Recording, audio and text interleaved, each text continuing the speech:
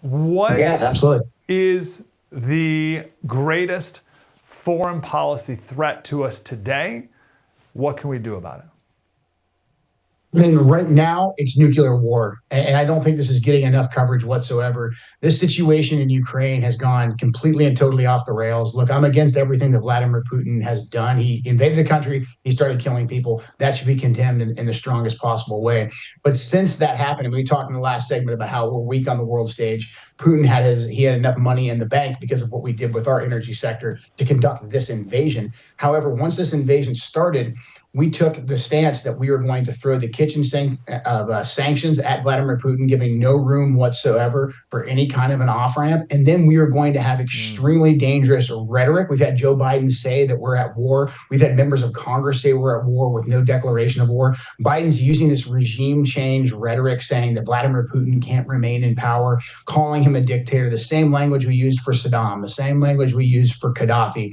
We're bragging about the fact that we're supplying billions of dollars. At this point, I think we're up to about $80 billion of weaponry going to the Ukrainians to kill Russians. We're talking and bragging about U.S. targeting guidance being given to the Ukrainians to kill Russian generals. And Vladimir Putin has responded, by saying that, hey, I will use any and all means necessary to defend my borders. Now, there's a longer conversation, about how we've escalated and brought NATO up to the border with Russia. But where we're at right now, the potential of nuclear war has never been higher at no time during the Cold War. And this isn't getting covered. And I think we need to be moving aggressively towards de-escalation. Get the Russians at the table, get the Ukrainians at the table. Nobody's going to walk away happy. But at the end of the day, we're not going to have a nuclear conflict. But that's not the direction we're taking. And I think that's very dangerous.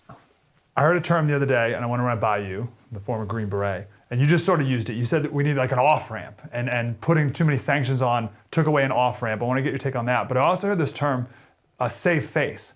And it's this idea that we had to and still have to give Putin some way to declare victory and save face and just like end this and get peace already. Can you speak more to that? Is there something to that we need to understand?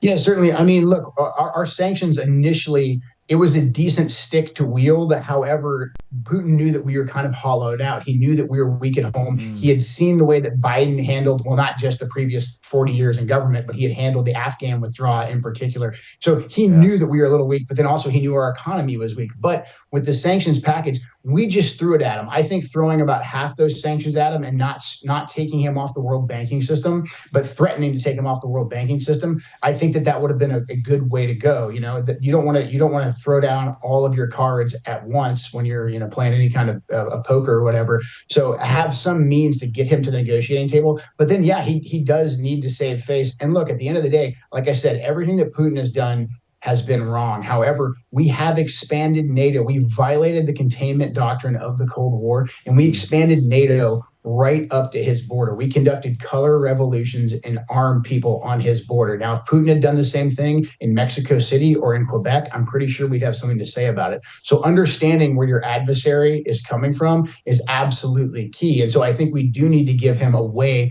to save face. Like, look, the whole argument that Putin's going to keep expanding and he's going to just take over, all of Europe, that's complete nonsense. Putin's having a hard time right now with taking over like small sections of Ukraine. So we'll just say, hey, look, there is some way for you to get a little bit of what you want.